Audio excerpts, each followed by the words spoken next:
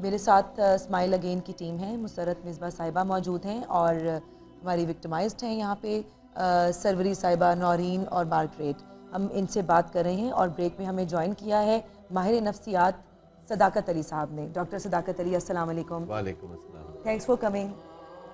آپ سے ہم بات کریں گے سر کہ یہ لڑکیاں، ان کا کوئی قصور نہیں تھا، ایک مرد کی انا کی وجہ سے ان کو کہیں نہ کہیں پن کرنے کے لیے، تکلیف دینے کے لیے ان کو جلا دیا گیا.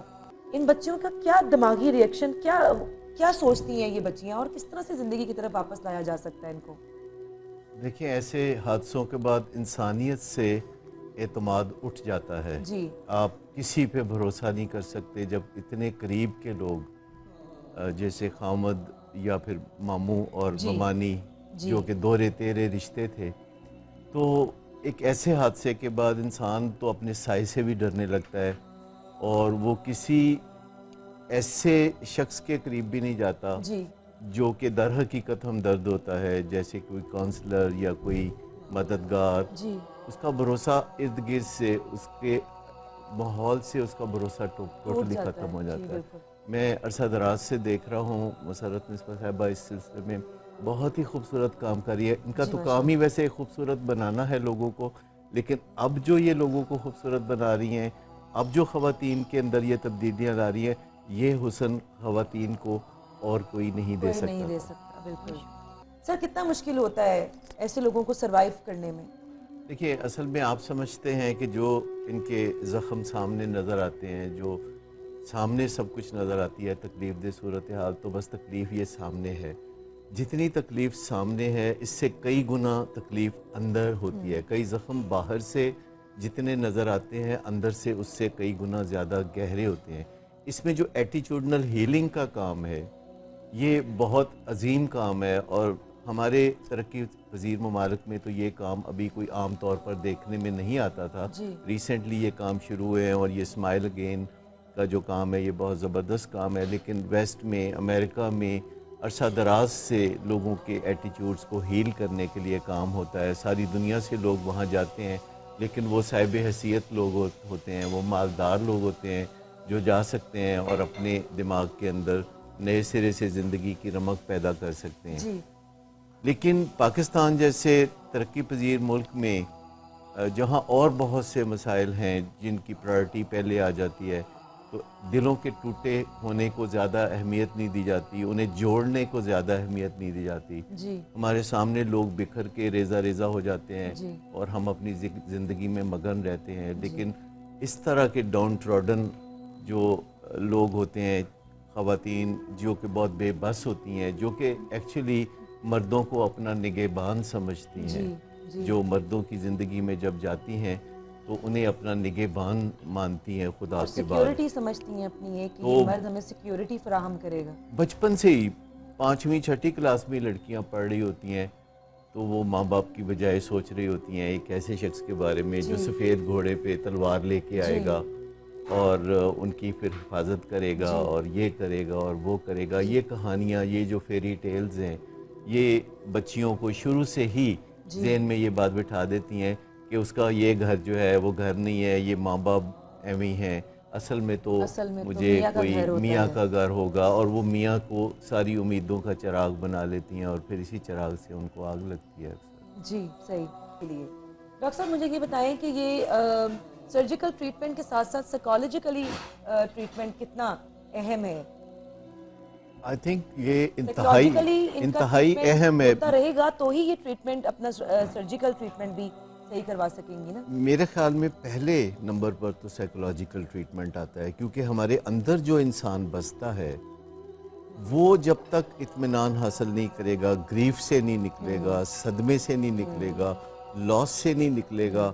آپ دیکھیں لوگ ویسے بھی پلاسٹک سرجریز کراتے ہیں تو وہ خوش کوئی نہیں ہوتے، کیونکہ ان کے اندر ویسا ہی ہوتا ہے. اور وہ اپنے پلاسٹک سرجن کو جو بہت فخر سے کہہ رہا ہوتا ہے دیکھو میں نے تمہیں کیسا بنا دیا ہے، تو پھر بھی وہ پلاسٹک سرجن سے کہتے ہیں کہ ڈاکٹر صاحب مجھے اندر سے بالکل ویسا ہی محسوس ہوتا ہے.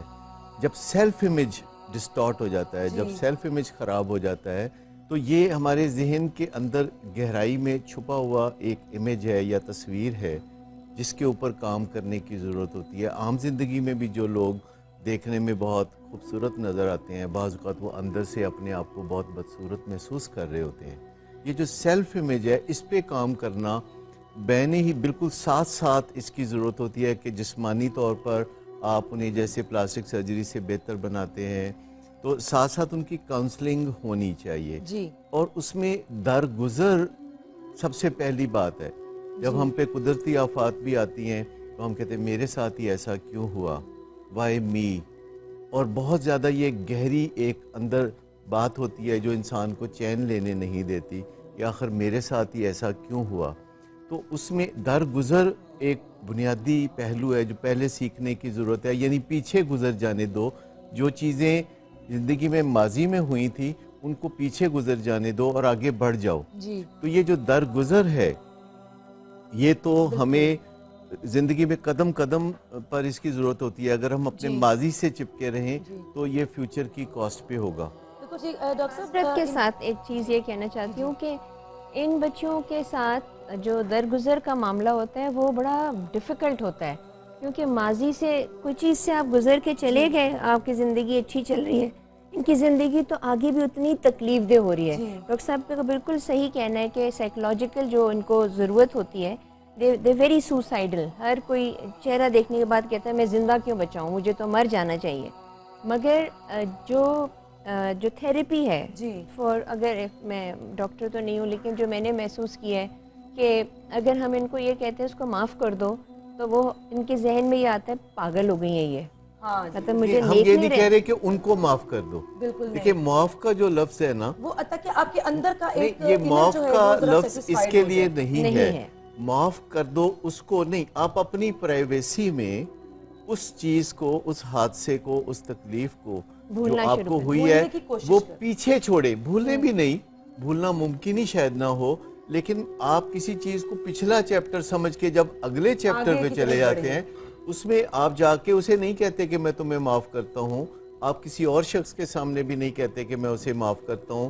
آپ صرف یہ کہتے کہ میری زندگی کا یہ جو المناک پہلو پیچھے پچھلے چیپٹر میں ہے, تو ایک اگلا چیپٹر اور ایک اس سے اگلا چیپٹر, کیونکہ زندگی تو چلتی رہتی ہے. دیکھیں دنیا میں بہت سے کولیٹرل ڈیمیج بھی ہوتے ہیں. یہ تو کولیٹرل ڈیمیج نہیں ہے, یہ تو ایک ایسی جگہ سے آپ کو چوٹ پڑتی ہے جو آپ سوچتے ہیں کہ کوئی دشمن آئے گا تو یہ شخص مجھے بچائے گا. دیکھیں ایک عورت کا ہسبینڈ کے بارے میں سب سے بڑا خیال آتا ہے کہ کوئی آئے گا ظالم اور مجھے تکلیف پہنچانا چاہے گا, تو یہ وہ بندہ ہے جو مجھے بچائے گا. اور زیادہ تر خامد اس معاملے میں مفلوج ہوتے ہیں, فالج زدہ ہوتے ہیں کہ وہ اپنی بیوی کا کسی طرح تحفظ نہیں کرتے. وہ اپنے قریب کے لوگوں کے ساتھ بھی اپنی بیوی کا تحفظ نہیں کر پاتے کیونکہ وہ پوزیسڈ ہوتے ہیں.